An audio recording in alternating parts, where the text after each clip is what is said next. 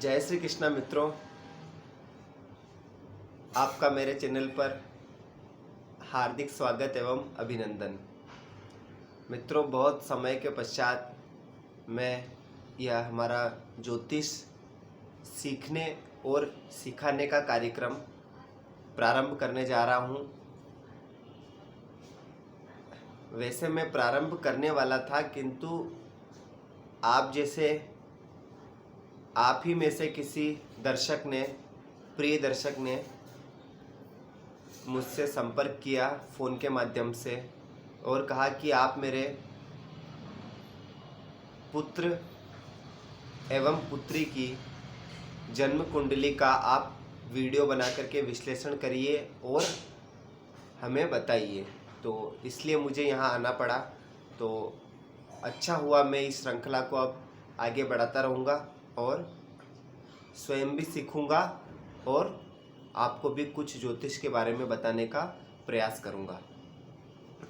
ठीक है मित्रों, आज जो मैं आपको बताने जा रहा हूँ, हो सकता है यह मैंने पूर्व में वीडियो बना दिया हो, लेकिन मुझे जो लगता है कि नहीं, एक ज्योतिष की प्रारंभिक जो अवस्था है वो तो ग्रहों से, राशियों से और नक्षत्रों से होती है, लेकिन मैं आपको आज एक ज्योतिष का एक मूल विषय बताने जा रहा हूँ कि वास्तव में हम ज्योतिष से किस प्रकार से किसी व्यक्ति के मन तक जा सकते हैं, किस प्रकार से उस गहराई तक उसके समक्ष हम जा सकते हैं कि वो क्या चाहता है और वो जो चाहता है उसमें कितनी सच्चाई है।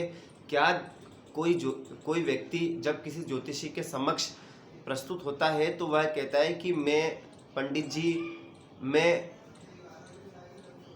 इंजीनियर बनना चाहता हूँ, मैं डॉक्टर बनना चाहता हूँ, मैं एक बहुत बड़ा बिजनेसमैन बनना चाहता हूँ, मैं अपने जीवन में बहुत धन कमाना चाहता हूँ, मैं कुछ भी आकांक्षा अपनी लेकर के जब वो ज्योतिषी के सामने जब वो आते हैं और जब उनके समक्ष अपनी बात रखते हैं, तो ज्योतिषी सबसे पहले क्या करते हैं? ज्योतिषी सबसे पहले जन्म कुंडली तो देखते ही हैं, उसका जन्मांक चक्र तो देखते ही हैं, बाद में नवमांश चक्र भी देखते हैं, लेकिन प्रारंभ में सबसे प्रथम दृष्टिया जो ज्योतिषी की जो दृष्टि जाती है वो जाती है व्यक्ति के लग्न पर। कहाँ पर? व्यक्ति के लग्न पर। ये जो आप लग्न देख रहे हो, यहीं पर ज्योतिषी की सबसे प्रथम दृष्टि जाती है और वहीं पर ज्योतिषी निर्णय कर लेता है कि जो उसके समक्ष जातक बैठा है वो जो बोल रहा है उसकी बातों में कितनी सच्चाई है और कितनी गहराई है। सच्चाई तो हो सकती है, देखो वो बोल रहा है तो कोई ऐसे ही नहीं बोल रहा होगा, सच बोल रहा होगा, लेकिन उसकी बातों में कितनी गहराई है, वो किस हद तक इस अपनी आकांक्षाओं की पूर्ति के लिए प्रयास करेगा, यह एक ज्योतिषी प्रथम दृष्टिया जन्म कुंडली का लग्न देख करके भांप लेता है। यह आज आपको मैं एक बिल्कुल सत्य बात बता रहा हूँ। ज्योतिषी से कोई भी बात छुपी हुई नहीं है। आप कुछ भी कह दो उनको, कुछ भी आप चाहते हो, मैं ये चाहता हूँ, मैं वो चाहता हूँ, ऐसा है वैसा है, मेरे साथ ऐसा होता है, ऐसा वैसा होता है, आप उनको बता रहे हो, लेकिन ज्योतिषी आपकी जन्म कुंडली देख करके, आपका जन्मांक चक्र देख करके सारी परिस्थितियों को भांप लेते हैं। ठीक है, तो मैं आपको बता रहा हूँ कि ज्योतिषी किस प्रकार से ये देखते हैं। आप देखिए कि ज्योतिषी के सामने जब आपने जन्म कुंडली लेके जाते हैं तो ज्योतिषी सबसे पहले क्या करते हैं? पंडित जी सबसे पहले देखते हैं कि व्यक्ति का लग्न, सबसे पहले तो वो देखते हैं कि लग्न का मान कितना है। आपके समक्ष जो जन्म कुंडली आपने जो ज्योतिषी को जन्म कुंडली जो बताई है, जो अपना बर्थ डिटेल, अपनी जो जन्म विवरण जो दिया है ज्योतिषी को, उसके आधार पर जो जन्म कुंडली बनाते हैं उसमें सर्वप्रथम वो देखते हैं कि व्यक्ति का लग्न का मान क्या है। लग्न का मान यदि 12 से 18 के मध्य हो, अर्थात युवा अवस्था का लग्न हो, ठीक है, 6 से 12, अब 6 से 12 का भी होगा तब भी एक विचार करने योग्य लग्न का मान होगा। 6 अंश से 12 अंश की मैं कह रहा हूँ, ठीक है, वो होता है कुमार अवस्था का। ठीक है, और 12 से लेकर के 18 अंश तक, 6 से लेकर के 12 तक तो 6 से लेकर के 12 तक तो मैंने आपको बता दिया कुमार अवस्था का। 12 से लेकर 18 अंश तक मैं आपको बता रहा हूँ युवा अवस्था का, एवं 18 से लेकर 24 अंश तक जो कि प्रौढ़ अवस्था जो होती है, उस अवस्था में भी अगर लग्न है तब भी वह अच्छा ही कहा जाएगा। यदि मान लीजिए किसी का लग्न 20 अंश का है, मान लीजिए, ठीक है, लग्न का जो अंश है वो 20 अंश का है, या मान लीजिए किसी के 22 अंश का है, 21 अंश का है, तब भी हम उसे कहेंगे कि यह अच्छी अवस्था का लग्न है। मान लीजिए किसी का अगर 12 से 18 के मध्य है तो उसके लिए कहने की आवश्यकता ही नहीं है, वैसे ही मैं कह रहा हूँ कि वो अच्छी अवस्था का लग्न है। ठीक है मित्रों, अब 12 से 18 के बीच में अच्छी युवा अवस्था का मैं बता रहा हूँ, और 18 से 24 के मध्य भी आप उसको अच्छा ही कह सकते हैं।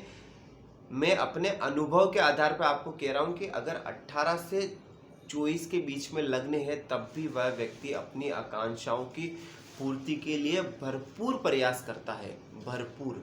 यदि लग्न का मान 0 से 6 अंश के मध्य है, ठीक है, ध्यान से सुनिए, तो 0 से 6 अंश के मध्य, यानी अगर सम राशि है तो 0 से, मेरे पूर्ववर्ती वीडियो में आप देख लीजिए, नहीं तो मैं बता दूंगा पुनः आपको, 0 से 6 अंश के अगर मध्य लग्न का मान है तब उस अवस्था में क्या होगा कि वह जो सम राशि अगर है, मान लीजिए कि यहाँ पर 2 अंक लिखा है, 2 अंक का अर्थ हुआ वृषभ राशि, ठीक है, अर्थात या फिर मान लीजिए कि 4 अंक लिखा है, 2 नहीं लिख करके 4 अंक लिखा है मान लीजिए, यानी कर्क राशि, यानी सम राशि में बता रहा हूँ, 6, 8, 12 कुछ भी हो सकती है। ठीक है,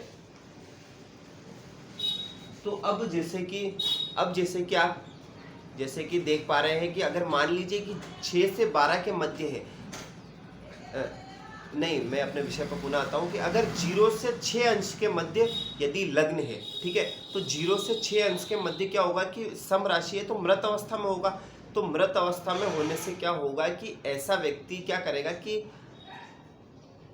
प्रयास तो करेगा, वो प्रयास तो करेगा, इसमें कोई दो राय नहीं है। अगर कोई व्यक्ति अपनी इच्छाओं को लेकर के, अपनी आकांक्षाओं को लेकर के आ रहा है और कह रहा है कि मैं एक बड़ा बिजनेसमैन बनना चाहता हूँ, बड़ा उद्योगपति बनना चाहता हूँ, तो उद्योगपति को ऐसे तो बन नहीं जाएगा।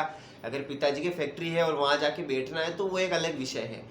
खुद से चल के मेहनत करके अगर कोई फैक्ट्री लगाना चाहता है, या खुद से मेहनत करके कोई बड़ा बिजनेस करना चाहता है, कोई बड़ा एम्पायर खड़ा करना चाहता है, तो आप देखिए कि 0 से 6 के मध्य अगर उस व्यक्ति का लग्न का मान है, तब उस स्थिति में क्या होगा कि वह व्यक्ति एक बार प्रयास करेगा, एक बार प्रयास अवश्य करेगा, और दूसरे प्रयास में वो क्या करेगा कि उसका मन बालपने की तरह हो जाएगा कि नहीं छोड़ो, इतना प्रयास करने में ये शायद काम नहीं होगा। दूसरी बार भी प्रयास कर लेगा। किस अवस्था में कर लेगा वो मैं आपको दूसरे भाग में बताऊंगा। आज जो मैं बता रहा हूँ आपको, ये भाग 1 बता रहा हूँ, है ना, ये भाग 1 बता रहा हूँ मैं, चतुर्थ भाव में लिख रहा हूँ, तो आप ये मत समझिए कि ये मैं एक बता रहा हूँ आपको, ये भाग 1 है आज। ठीक है, 0 से 6 के मध्य है तो वो एक बार तो प्रयास करेगा, वो भी ठीक है, पूरे मन से नहीं करेगा। दूसरी बार प्रयास करेगा तो वो तो पहली बार में पूरे मन से नहीं करा, तो दूसरी बार में तो संभव ही नहीं है। ठीक है, तो वो 2 बार करके और उस कार्य को विराम कर देगा, छोड़ देगा, बस ये काम अब नहीं होगा, दूसरा काम करते हैं। तो ये ऐसा क्यों करेगा? क्योंकि लग्न का मान उसका 0 से 6 अंश के मध्य है, 6 से 12 के मध्य है, तब वो एक बार प्रयास करेगा, दूसरी बार प्रयास करेगा, हो सकता है तीसरी बार भी प्रयास करे। तब तीसरी बार प्रयास कब करेगा? वो करेगा लग्नेश के ऊपर। किस पर निर्भर करता है? लग्नेश। यानी देखो, लग्न का मान तो आपको पता है, मैंने बता दिया, आप देख लोगे कि 0 से लेकर के 30 के मध्य कहाँ पर है, वो मैंने पूरी स्थिति आपको बता दी। अब जब जो दूसरा है वो लग्नेश, यानी जो यहाँ पर राशि लिखी हुई है, मान लीजिए यहाँ पर 2 यानी वृषभ राशि लिखी हुई है, मान लीजिए यानी 4 यानी कर्क राशि, या 8 लिखा है तो वृश्चिक राशि, यानी जो भी राशि लिखी है उसके राशि का यानी लग्नेश का मान कितना है, बता दिया मैंने आपको। लग्नेश का मान कितना है उस पर भी निर्भर करेगा कि आप अपने जीवन में कितनी सफलता हासिल करेंगे और किस हद तक प्रयास करेंगे। 2 बातें मैंने आपको बता दी। तीसरा इस पर निर्भर करेगा कि आपका लग्नेश कहाँ पर बैठा है, इन 12 ही भावों में लग्नेश कहाँ पर बैठा है, उस पर भी निर्भर करेगा कि आप अपने जीवन में किस हद तक प्रयास करेंगे अपने लक्ष्य को पाने के लिए। तो ये मैं 3 भाग में समझाऊंगा। पहला आपका लग्न का मान जो कि आज मैंने बता दिया है। दूसरा लग्नेश की स्थिति, लग्नेश का मान, और तीसरा लग्नेश कहाँ पर विराजमान है। ठीक है, मैं लग्न को 3 भागों में आपको बांट करके समझाऊंगा। अब मान लीजिए कि आपका लग्नेश नहीं, क्षमा चाहता हूँ, लग्न का मान लीजिए कि 24 से लेकर 30 अवस्था का है, 24 से लेकर के 30 अंश के बीच में है। उस केस में क्या होगा कि उस केस में भी वही स्थिति होगी कि व्यक्ति प्रयास करेगा, एक बार करेगा, 2 बार करेगा, छोड़ देगा। क्यों? क्योंकि वह बाल अवस्था का उसका लग्न का मान है, तो वह इतना प्रयास नहीं करेगा, लेकिन एक बार करेगा, वो भी पूरे मन से नहीं करेगा, कर भी लिया तो भी थोड़ी बहुत भी कमी दिखी, छोड़ देगा। क्यों? क्योंकि उसका लग्न बलवान नहीं है, वो उसको प्रेरित नहीं कर रहा है कि नहीं करो, ये काम करो, ये करना है। अगर आपका लग्न का मान, आप अपनी जन्म कुंडली इस वीडियो देखने के बाद तुरंत उठा करके देखिए, अगर आपके लग्न का मान 12 से 24 के मध्य है तो आप लिख करके ले लीजिए। आप लग्नेश को भी मत देखिए और लग्नेश की स्थिति को भी मत देखिए, मैं आपको कह रहा हूँ आप लिख करके ले लीजिए। आपके अंदर वो जुनून होगा कि नहीं, मुझे ये काम करना है। जब तक वो काम पूरा नहीं हो जाता तब तक आप उसके पीछे पड़े रहेंगे, हाथ धो करके उसके पीछे पड़ जाएंगे, बिल्कुल एकदम उसके पीछे पड़ जाएंगे कि नहीं, मुझे ये काम करना है, ये काम हो करके रहेगा। जिद्दी स्वभाव हो जाएगा आपका। वो एक अलग अवस्था है, वो ग्रह की अवस्था है कि कौन सा ग्रह आपके लग्न में बैठा है, उससे आपके स्वभाव के बारे में और आपकी प्रकृति के बारे में पता चलेगा, और कौन सा ग्रह सप्तम में बैठा है जिससे पता चलेगा। लेकिन मैं एक बता रहा हूँ, आप अड़ जाएंगे अपने काम को लेकर करने के लिए। ठीक है मित्रों, ये चीज मैंने आपको बता दी। अगर आपका लग्न का मान 12 से 24 के मध्य है तो 50 से 60% काम तो आपका वहीं हो गया। फिर 40% में जैसे लग्नेश, या 50% में बाकी लग्नेश का मान और लग्नेश की स्थिति, वो भी निर्भर करेगा। लेकिन ये भी अगर है आपके पास लग्न का मान, तो आप मान करके चलिए, आपके पास बहुत कुछ विल पावर है, आप बहुत कुछ करने के लिए तत्पर है। यह आज मैं आपको बताना चाह रहा हूँ। तो मैं आज भाग 1 में इतना ही बताना चाह रहा था आपको। ठीक है मित्रों, अब मैंने बता दिया आपको 0 से लेकर 30 अंश के बीच में किस अवस्था में होगा। 6 से 12 के मध्य भी होगा, तब भी व्यक्ति मान लीजिए 11 अंश पर है, तब भी वह भरपूर प्रयास करेगा, लगभग भरपूर प्रयास ही करेगा। थोड़ा सा ये देखना होगा कि लग्नेश की स्थिति क्या है, बस थोड़ा सा, बस ज़्यादा नहीं। तब भी वह अपना पूरा प्रयास करेगा और अपने लक्ष्य को लेकर के करने के लिए तत्पर रहेगा। ठीक है मित्रों, ये चीज़ मैंने आपको बता दी आज। तो आज मैंने आपको थोड़ा सा एक मूल गहराई को समझाने का प्रयास किया है, ज्योतिष की मूल गहराई को। आप वीडियो को देखते रहिए, मेरे चैनल को सब्सक्राइब करिए, अपने मिलने वालों से शेयर करिए। मैं बहुत जल्दी जन्म कुंडली भी विश्लेषण करूंगा और आप कमेंट करते रहिए। जब मुझे लगेगा तो मैं आप में से भी किसी की जन्म कुंडली उठाऊंगा और निःशुल्क जन्म कुंडली अध्ययन करूंगा।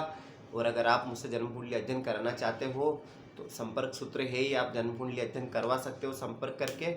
और नहीं भी आप चाहते हो, और या आप कमेंट करते रहिए, जहाँ चुनाव होगा तो जन्म कुंडली का कमेंट से ही चुनाव होगा, निःशुल्क जन्म कुंडली का। और ये श्रृंखला आप चलती रहेगी, मैं पूरा प्रयास करूंगा कि ये चलती रहे अनवरत। और इस ज्योतिष के महासागर में आप भी स्नान करिए, और मैं भी स्नान करता हूँ, मैं भी सीखता हूँ, और आप भी सीखिए। ठीक है मित्रों, वीडियो को देखते रहिए। देखते रहने के लिए आपका बहुत बहुत धन्यवाद। जय श्री कृष्ण।